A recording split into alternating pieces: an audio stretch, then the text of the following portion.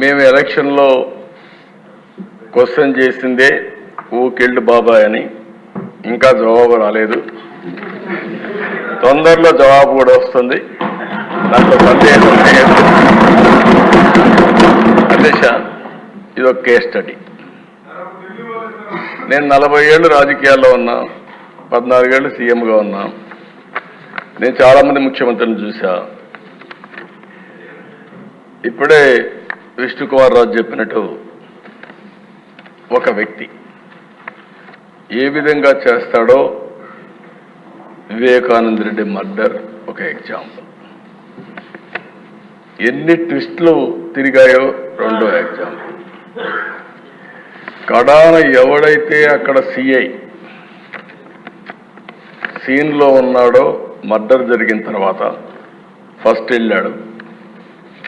ఈ క్లీన్ చేసే ఆపరేషన్స్ అన్ని చూసిన తర్వాత అతను సిబిఐకి ఇన్ఫర్మేషన్ ఇవ్వడానికి సిద్ధపడితే ప్రభుత్వ దుర్వినియోగంతో అతనికి ప్రమోషన్ ఇచ్చి సిఐ నుంచి డిఎస్పీ తిరిగి సిబిఐ పైనే ఆరోపణ చేసే పరిస్థితికి వచ్చారు. అధ్యక్ష, ఇన్వెస్టిగేషన్ ఆఫీసర్ పైన కేసు పెడితే సిబిఐ, ఆ ఇన్వెస్టిగేషన్ ఆఫీసర్ హైకోర్టు పోయి బెయిల్ తీసుకునే పరిస్థితికి వచ్చాడు. ఇది రాష్ట్ర చరిత్రలో ఎప్పుడు చూడలే. ఇవన్నీ దేశ చరిత్ర ప్రపంచంలో కూడా జరిగి ఉండవు. ఈ దేశంలో కాదు, వేరే ప్రపంచంలో ఎక్కడా జరగవు. నేరస్తుడు ఎంత పవర్ఫుల్ అంటే అధ్యక్ష, నేను అదే ఎప్పుడు చెప్పేవాడిని, నేరస్తుడే ముఖ్యమంత్రి అయితే పోలీసులు కూడా నేరస్తులకు ఇంక వంతన పడే పరిస్థితికి వస్తే ఏం జరగాలో జరిగాయి. అధ్యక్ష, సిబిఐ లాంటి సంస్థ వివేకానంద రెడ్డి మర్డర్లో ఉండే నిందితుడిని అరెస్ట్ చేయడానికి పోయి మేము అరెస్ట్ చేయలేమని తిరిగి వచ్చారంటే క్యాన్ యూ ఇమాజిన్ అధ్యక్ష? తర్వాత కూడా అరెస్ట్ చేయలేదు, ఇప్పటికి కూడా కాదు, బెయిల్ వచ్చే వరకు అరెస్ట్ చేయలేదు. అంటే దీన్ని ఏ విధంగా అభివర్ణించాలనో అర్థం కాని పరిస్థితి. అంటే ఏం చేస్తారో కూడా మనం గుర్తుపెట్టుకోవాల్సిన అవసరం ఉంది అధ్యక్ష. అది అయిన తర్వాత కోడికత్తి డ్రామా చూసాం, గులకరాయి డ్రామా చూసాం. కోడికత్తి డ్రామా పనిచేసింది కానీ గులకరాయి డ్రామా పనిచేయలేదు. అప్పటికి అర్థమైపోయింది ప్రజలకి. అందుకే మొత్తం వన్ సైడ్గా ఓట్లేసే పరిస్థితికి వచ్చారు. అధ్యక్ష, ఒక వ్యక్తి ధనదాహంతో ఎక్కడ చూసినా అవినీతి. నేను దీన్ని 41,000 కోట్ల రూపాయల అవినీతి జరిగిందని సిబిఐ ఛార్జ్షీట్ వేశారు. కనీసం అది చూసిన తర్వాతన మారతారని చెప్పి ఆలోచిస్తే డబ్బుల పిచ్చతో ఈ రాష్ట్రంలో ఏమేం చేశారో మీరు చూస్తే ప్రజలకు వచ్చే, ప్రభుత్వానికి వచ్చే ఆదాయం మొత్తం 5 సంవత్సరాల్లో దోపిడీ జరిగింది. ఇసుక, మద్యం, మైనింగ్, భూములు, సెటిల్మెంట్లు, లక్షల కోట్ల రూపాయలు దోపిడీ జరిగే పరిస్థితి వచ్చింది. అసమర్థ నిర్ణయాలతో అభివృద్ధి లేక ఆర్థిక వ్యవస్థ పూర్తిగా చిన్నాభిన్నం అయిపోయింది. 2014-19 మధ్య అభివృద్ధి సిఏజిఆర్ 13.5%. 2019 నుంచి యథేచ్ఛగా జరిగిన విధ్వంసం వల్ల వృద్ధి రేటు బాగా పడిపోయింది. ఎప్పుడు కూడా క్యాపిటల్ ఎక్స్పెండిచర్ పెడితే దానివల్ల ప్రభుత్వ ఆస్తులు వస్తాయి, ఆదాయం పెరుగుతుంది. ఆ ఆదాయం వల్ల సంక్షేమ కార్యక్రమాలు చేస్తాం. అలాంటిది మూలధనాన్ని 60% తగ్గించేశారు. అంటే 40% పెట్టే పరిస్థితికి వచ్చారు. జలవనరులపై 56% తగ్గిపోయింది. అధ్యక్ష, రోడ్లపైన 85%. అంటే మొత్తం రోడ్లు ఈరోజు చూస్తే ఈ ప్రభుత్వానికి ఒక సవాలుగా మారింది. తప్పకుండా మళ్ళీ రోడ్లు బాగు చేసే బాధ్యత మనందరం తీసుకోవాల్సిన అవసరం ఉంది. చెప్తాం, అది జరుగుతుంది. అదే మరికి అధ్యక్ష, రెవెన్యూ సమ్మిళిత వార్షిక వృద్ధి రేటు 12.8% నుంచి 8.1%కు తగ్గిపోయింది. మూలధన వృద్ధి, వ్యయం వృద్ధి 26.4 నుంచి అంటే క్యాపిటల్ ఎక్స్పెండిచర్ 3.4%కు తగ్గిపోయింది. 1% ఎక్కువ ఉండేవాళ్ళందరూ గుర్తుపెట్టుకోవాలి. 1% గ్రోత్ రేట్ 15,000 కోట్ల రూపాయలు ప్రభుత్వానికి ఆదాయం వస్తుంది. ఈరోజు 10% గ్రోత్ రేట్ ఉంటే దాన్ని 15% చేస్తే 5% అయితే 75,000 కోట్ల రూపాయలు ప్రభుత్వానికి ఆదాయం వచ్చే పరిస్థితి వస్తుంది. అలాంటిది పెద్ద ఎత్తున అభివృద్ధి తగ్గిపోయే పరిస్థితి వచ్చింది. ఇంకొక పక్కన అధ్యక్ష, ఈరోజు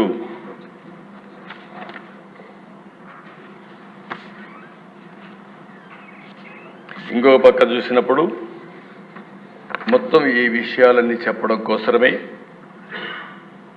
వైట్ పేపర్స్ అన్ని పబ్లిసైజ్ చేస్తున్నాం. ఇప్పటికి 4 వైట్ పేపర్స్ పెట్టాం. చాలా వరకు వాస్తవాలన్నీ ఇచ్చాం. ఇంకొక 3 వైట్ పేపర్స్ రేపటి నుంచి కూడా హౌస్లో పెట్టేదానికి మీ పర్మిషన్ అడిగాం. అధ్యక్ష, ఒక్క ల్యాండ్స్లో 1,75,000 ఎకరాల భూముల్ని ఇష్టానుసారంగా దోచుకునే పరిస్థితికి వచ్చాను. ఇన్నోవేటివ్గా చేశాను. కడాన అధ్యక్ష అసైన్మెంట్ భూములు లాగేసుకున్నారు. కడాన ల్యాండ్ ఎక్విజిషన్ పేరుతో పేదవాళ్ళకి ఇచ్చే ఇంటి జాగాలో కూడా పెద్ద ఎత్తున దోపిడీ జరిగే పరిస్థితి వచ్చింది. ఒక్క భూముల కుంభకోణమే 40,000 కోట్ల రూపాయలు. విశాఖపట్నం బలవంతంగా రామానాయుడు స్టూడియో భూములు కానీ, దస్బల్లా కానీ మొత్తం ఇష్టానుసారంగా చేసుకొని కడాను ఎప్పుడు అడుగుతూ ఉంటారు ఉండేవాళ్ళు కొంతమంది. ఏదైతే ఋషికొండ ప్యాలెస్ ఏం చేయాలని ఒక వ్యక్తికి ఉండే అహంభావం 500 కోట్ల రూపాయలు ఖర్చు పెట్టి కొండంతా కొట్టేసి, ఒకప్పుడు ఋషికొండ అంటే మనకు ఒక హిస్టారికల్ ఇంపార్టెన్స్ ఉండే ప్లేస్ని అలాంటి దాన్ని కొట్టేసి అక్కడ ప్యాలెస్ కట్టుకున్నాడు.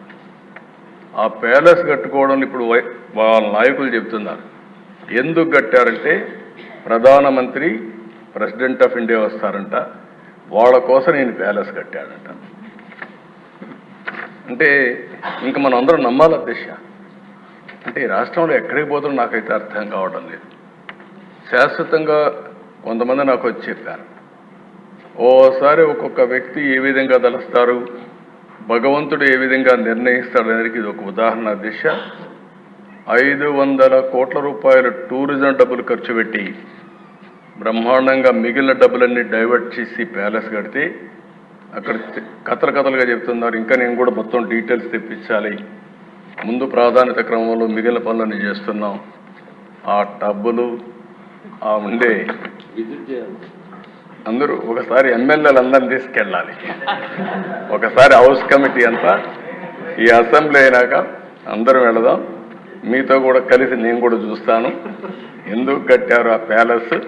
ఆ ప్యాలెస్ ఏం చేయాలన్నా కూడా నాకు అర్థం కావడం లేదు. ఇప్పుడు ఎవరికి ఇవ్వాలి, ఏం చేయాలి, ఎట్లా ఉపయోగించాలని కొంతమంది సజెస్ట్ చేశారు అధ్యక్ష. ఆ ప్యాలెస్లో టూరిజానికి ఇమ్మని. టూరిజానికి ఇస్తే ఎంత డబ్బులు అవుతుందో నాకు తెలియదు. కాబట్టి దానిపైన కూడా మీరు సూచనలు ఇవ్వాలి. ఇక్కడ కూడా ప్రజా వేదిక కూల్చేశారు. ఆ 7 స్టార్ హోటల్ దానికి మేనేజ్మెంట్ మీకే ఇస్తాం, ఆ వడ్డీ అయినా వసూలు చేసి మాకు ఇవ్వండి. ప్రజాధనం అది ఎంత డబ్బులు వస్తుందో చూసుకుంటే ఒక 7 స్టార్ 9 స్టార్ హోటల్ కూడా ఏం పనిచేయవు అక్కడ.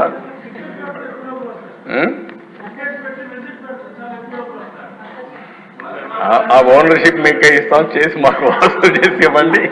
కనీసం దాని మీద పెట్టుబడి అంటే పలక్నమా ప్యాలెస్ కరెక్ట్.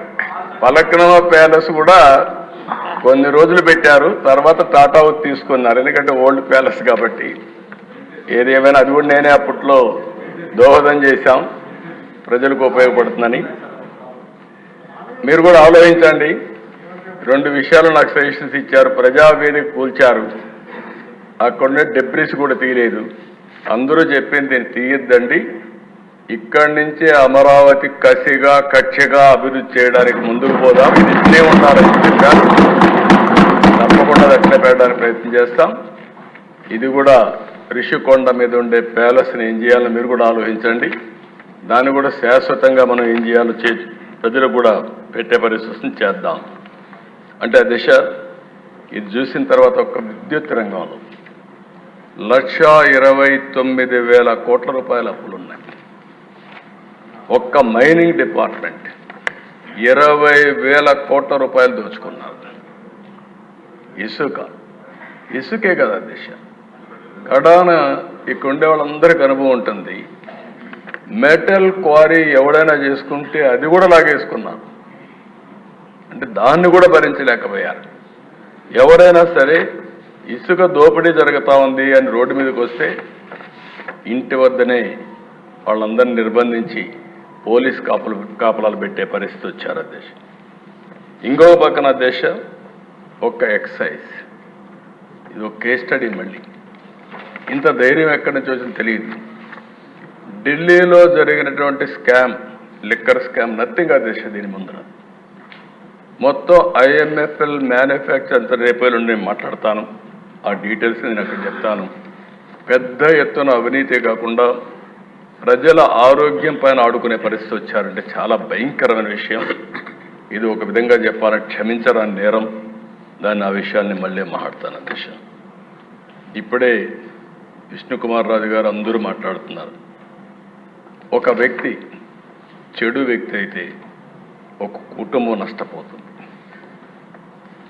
అదే వ్యక్తి చెడు వ్యక్తిగానే పాలకుడు నేరస్తుడైతే, దోపిడీదారుడైతే ఆ రాష్ట్రం మొత్తం నష్టపోతుంది.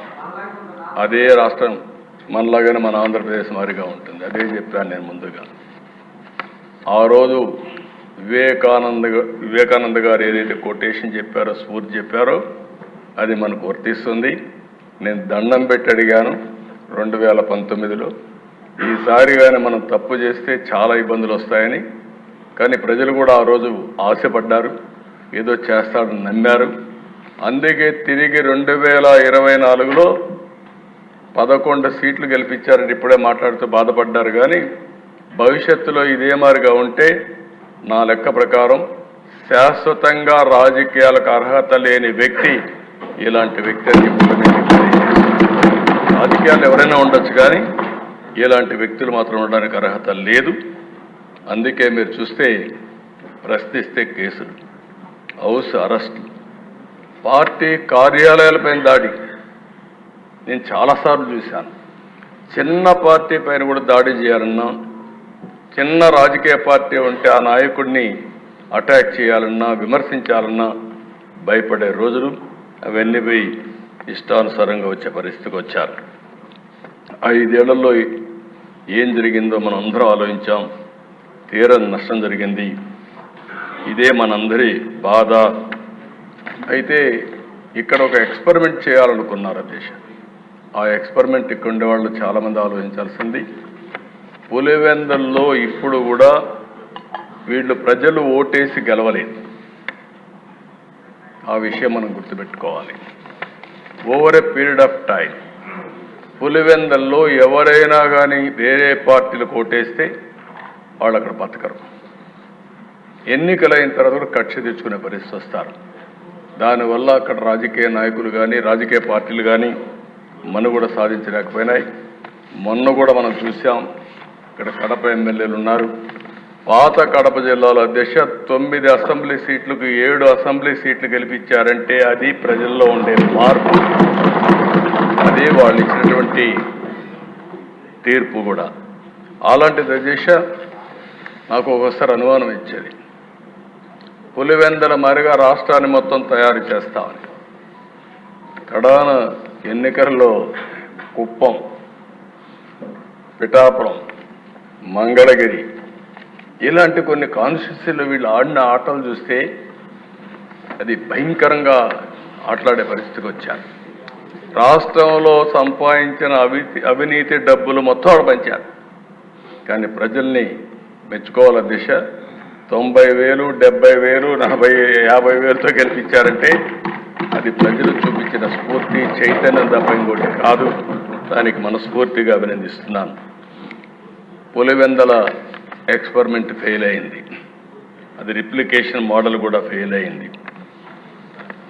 అయితే అధ్యక్ష నాకు ఒక అనుభవం కూడా ఉంది. ఇక్కడ ఒక 20-25 కాన్స్టిట్యున్సీల్లో ఇనానమస్గా చేసుకోవాలని ప్రయత్నం చేశారు, ఎవరిని పోటీ చేయనివ్వకుండా. కానీ ఈరోజు మాచర్ల మీరు చూశారు, మాచర్లలో బ్రహ్మారెడ్డి బ్రహ్మాండంగా పనిచేసుకొని నిలబడుకున్నాడు, అతిపెద్ద మెజారిటీతో గెలిచాడు. అలాంటి అధ్యక్ష చాలా నియోజకవర్గాల్లో క్యాండిడేట్లు ఎక్కడైతే గట్టిగా నిలబడుకున్నారో అక్కడ గెలవగలిగారు. దానికి కారణం ఈ దుర్మార్గమైన పాలన పోవాలని చెప్పి ఆలోచించి తీర్పిచ్చే పరిస్థితికి వచ్చారు. అందుకే అధ్యక్ష రాష్ట్రంలో చర్చ కూడా జరగాల్సిన అవసరం ఉంది. ఈరోజు నేను ఒకటే మీ అందరికీ విజ్ఞప్తి చేస్తున్నా. నిన్న మొన్న మనందరం కూడా మాట్లాడుకున్నప్పుడు కొన్ని డిస్కస్ చేశారు. నేను నా రాజకీయ జీవితాల దిశ ఇంతవరకు ఎప్పుడు కూడా హత్యకు మళ్ళీ సమాధానం హత్య అనేది నా ఉద్దేశం కాదు. ఎప్పుడైతే కక్షకు మనం పోతామో అక్కడి నుంచి ఇది రావణాసుడి కష్టమారిగా తయారవుతుంది. నేను ఇక్కడ తప్పు చేసిన వ్యక్తుల్ని ఎట్టి పరిస్థితుల్లో వదిలిపెట్టం, తప్పు చేసిన వాళ్ళని చట్టపరంగా శిక్షిస్తాం, దాంట్లో సందేహమే లేదు. కానీ చట్టాన్ని మన చేతుల్లోకి తీసుకుని మేము కూడా ప్రతీకారం తీర్చుకుంటామంటే మాత్రం చాలా సమస్యలు వస్తాయి. నేను అందుకే ఇక్కడే మెంబర్స్ అందరినీ ఒకటే కోరుతున్నా, రాష్ట్రంలో హింసకు తావులేదు. అయితే అదే సమయంలో నేరగాళ్లకు ఒకే హెచ్చరిక చేస్తున్నా, మొన్నటి వరకు అధికారం అండతో నేరాలు ఘోరాలు చేశారు, ఇక సాగవని గట్టిగా ఈ సభ ద్వారా హెచ్చరిస్తున్నానని చెప్పి కూడా నేను మీకు తెలియజేస్తున్నాను. రాజకీయ ముసుగులో నేరాలు చేయడం, ఒకప్పుడు తీవ్రవాదుల సమస్య చాలా ఈజీగా పరిష్కారం చేశాం. ముఠా నాయకుల సమస్య నాకు కొద్దిగా ఇబ్బంది కలిగింది. ఎందుకంటే ముఠా నాయకులు అన్నప్పుడు అధ్యక్ష అవతల వాళ్ళు ముఠా నాయకులు అండలు తీసుకున్నప్పుడు యువతల వాళ్ళు కూడా కొద్దిగా గట్టిగా లేకపోతే పోటీ కూడా ఇవ్వలేవని ఫైట్ చేసేవాళ్ళు. నేను ఒకటే చెప్పాను మా పార్టీ వాళ్ళకి, తప్పదు, మనందరం కూడా ముఠాలు తుదముట్టించాల్సిన అవసరం ఉంది, గట్టిగా ఉంటామని మన పార్టీ వాళ్ళని కూడా నేను అరెస్ట్ చేసి ముఠాల్ని పూర్తిగా రూపుమాపిన చరిత్ర తెలుగుదేశం పార్టీదని చెప్పి కూడా నేను తెలియజేస్తున్నాను. ఎవరైతే మత కలహాలను కూడా పూర్తిగా కంట్రోల్ చేశాం. ఈరోజు పెద్ద సవాల్ అధ్యక్ష మనందరికీ, రాజకీయ పార్టీలో ఉండే వాళ్లే రౌడీలైతే, రాజకీయ పార్టీల నేతలే నేర చరిత్రలైతే రాజకీయాలు అండగా తయారవుతాయి. బయట గొడవ చేస్తారు, బయట హత్యలు చేస్తారు, ఆ నేరం మన మీద వేస్తారు, లోపల వచ్చి గొడవ చేస్తారు. ఇది చాలా ప్రమాదకరమైన ఇది. నిన్న నాకు ఒక సవాల్ వస్తే నేను చూశాను అధ్యక్ష, మదనపల్లి ఆర్డీఓ ఆఫీస్ ఫైల్స్ తగలబెట్టారు. అంత మునుపు ఎన్నికల్లో రిజల్ట్స్ రాలేదు. ఇక్కడ సిబిసిఐడి ఆఫీస్లో చాలా ఫైల్స్ని తగలబెట్టారు, హెరిటేజ్ ఫైల్స్ అవన్నీ తగలబెట్టారు. తర్వాత ఎన్నికలైన తర్వాత పిసిసిబి పొల్యూషన్ కంట్రోల్ బోర్డ్ ఫైల్స్ తీసుకుపోయి ఆ ఫైల్స్ తీసుకొచ్చి కరకట్ట పైన తగలబెడతా ఉంటే ఆ విలేజర్స్ చూసి తరుముకుంటే పారిపోయారు. అది కేసు పెట్టాను. నిన్న సాక్షాత్తు మదనపల్లి సబ్ కలెక్టర్ ఆఫీసు ఏదైతే 22A సంబంధించినటివి అసైన్మెంట్ ల్యాండ్స్వి ఇవన్నీ కూడా తగలబెట్టే పరిస్థితికి వచ్చారు. నేను నిన్న ఒకటే చెప్పాను, ఇప్పటి వరకు లీనియంట్గా ఉన్నాం, చట్ట ప్రకారం యాక్ట్ చేస్తున్నాం. కానీ వీళ్లకు కరెక్ట్గా అర్థం కావడం లేదని చెప్పి డీజీపీని సిబిసిఐడిని ఉన్న పళంగా నా హెలికాప్టర్ ఇచ్చి ఇమ్మీడియట్గా వెళ్ళండి, ఎట్టి పరిస్థితుల్లో ఏం జరిగిందో వాస్తవాలు కనుక్కొని సాయంత్రం లోపల నాకు చెప్పమని ఆదేశాలు ఇచ్చారు. వెళ్ళారు అధ్యక్ష. వాళ్ళు చెప్పింది అయితే ప్రైమా ఫేసి ఇది షార్ట్ సర్క్యూట్ కాదు, ఫైల్స్ డెలిబరేట్గా కాల్చారని చెప్పి చెప్తున్నారు. ఎంక్వైరీ చేస్తాం, యాక్షన్ తీసుకుంటామని చెప్పి కూడా నేను మీకు తెలియజేస్తున్నా. నేను ఒకటే ఈరోజు ఈ సభ ద్వారా హామీ ఇస్తున్నాను అధ్యక్ష, రాష్ట్రంలో ఉండే ప్రజలకు కూడా విజ్ఞప్తి చేస్తున్నాం. డ్రగ్స్ కానీ, గంజాయి కానీ, మద్యం కానీ విచ్చలవిడిగా పెరిగిపోయినాయి. దీన్ని పూర్తిగా ఎక్కడికక్కడ అరికట్టవలసిన బాధ్యత మన పైన ఉంది. దీనివల్ల నేరాలు ఘోరాలు విపరీతంగా పెరిగిపోయే పరిస్థితి వచ్చింది. అందుకే నేను చాలా స్పష్టంగా ఈరోజు చెప్తున్న, ఏ చిన్న తప్పు చేసినా ఎక్కడ జరిగినా దాన్ని ఉక్కు పాదంతో అణిచివేయడం ఈ ప్రభుత్వం యొక్క సంకల్పం. అది చేస్తామని మరొకసారి ఈ సభ ద్వారా హామీ ఇస్తున్నాను. అధ్యక్ష, నేను చూశాను, మీరు వచ్చారు, గౌరవంగా గవర్నర్ని రిసీవ్ చేసుకుంటున్నాం. ప్రజాస్వామ్యంలో ప్రొటెస్ట్ చేయడం తప్పులేదు. నేను 5 ఏళ్లు మాచర్లకు పోలేకపోయా. ఆత్మకూరులో ఉన్న పళంగా కొన్ని కుటుంబాలను బయట పంపిస్తే వాళ్ళ ఊరికి పోయి పరామర్శించడానికి నాకు 5 సంవత్సరాలు సాధ్యం కాలేదు. వినుకొండలో హత్య జరిగిందంటే ఆనాటి ముఖ్యమంత్రి పోతే ఇక్కడ ఎవరు అబ్జెక్షన్ చెప్పాల. అది వాళ్లకు మనకు ఉండే వ్యత్యాసం. ప్రజాస్వామ్య పద్ధతిలో వాళ్ళు ఏం చేసినా నేను ఎక్కడ అబ్జెక్షన్ చేయను అధ్యక్ష. నిన్న అక్కడికి వస్తే గవర్నర్ వస్తూ ఉంటే అప్పుడే వచ్చి గవర్నర్ వచ్చే సమయంలో ఆయనకు అడ్డం పడాలని ప్రయత్నం చేస్తున్నారంటే అది ఏ విధంగా సంస్కారం అయితే నాకు అర్థం కాలేదు అధ్యక్ష. అదే మరి నేను ఒకటి హామీ ఇస్తున్నా, ఫేక్ రాజకీయాలను సహించాం, అబద్ధాలు చెప్పి రాజకీయం చేయాలంటూ ఉపేక్షించాం. 31 మందిని చంపారన్నారు. 31 మంది పేర్లు ఇమ్మంటే పేర్లు ఇవ్వకుండా 31 మందిని చంపేశారు. ఎవరు వాడు? 36 మంది పేర్లు లేకుండా 36. ఏమంటారు? ఆ పరిస్థితి రానిలే, అదే లాస్ట్. మీరు గుర్తుపెట్టుకోవాలి, అదే కడపటిది కావాలి. ఆ రోజు కూడా నేను చూశాను, నిద్రలేశాను సీఎంగా. సాక్షి స్క్రోలింగ్ వచ్చింది. ఆ స్క్రోలింగ్లో వివేకానంద రెడ్డి హార్ట్ అటాక్ గుండెపోటుతో చనిపోయాడు, అయ్యో పాపం అని నేను కూడా బాధపడ్డా. అంటే ఒక ముఖ్యమంత్రిని కూడా మభ్యపెట్టగలిగారు. ఈరోజు రాష్ట్ర ప్రజానీకం గుర్తుపెట్టుకోవాల్సిన అవసరం ఉంది. అక్కడి నుంచి మార్నింగ్ రాలేదు, ఫ్లైట్స్ ఉన్న ఎలక్షన్ల ముందు హెలికాప్టర్ రాకుండా ఫ్లైట్లో రాకుండా బై రోడ్డు వచ్చారు. ఆ డ్రామాలన్నీ నేను చెప్పదలుచుకోలేదు.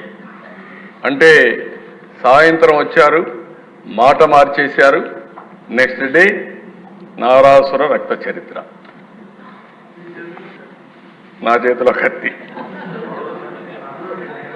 అంటే అధ్యక్ష, అలాంటివన్నీ చేసి నాటకాలు ఆడే పరిస్థితికి వచ్చారు. ఏదేమైనా ఇలాంటి సమస్యలన్నిటికీ ఒకటే మార్గం, ప్రజా చైతన్యం, ప్రజల్ని అప్రమత్తం చేయడం తప్ప వేరే మార్గం లేదు. తప్పకుండా నేను ఒకటే చెప్తున్నా, ఫేక్ రాజకీయాలు సహించాం. ఎవరి బెదిరింపులకు భయపడే పరిస్థితిలో ఈ ప్రభుత్వం లేదని మరొకసారి హెచ్చరిస్తున్నా, గట్టిగా చెప్తున్నా. లా అండ్ ఆర్డర్ పరిరక్షిస్తాం. లా అండ్ ఆర్డర్ని ఎవరు వైలేట్ చేసినా, ఎవరు వాళ్ళ చేతుల్లో తీసుకోవాలన్నా వాళ్ళందరినీ నిర్మోహమాటంగా హ్యాండిల్ చేస్తాం. మత ఘర్షణల్ని, ఫ్యాక్షన్ రాజకీయాల్ని, రౌడీల్ని, తీవ్రవాద సమస్యని పరిష్కారం చేసే చరిత్ర ఇక్కడే మాది.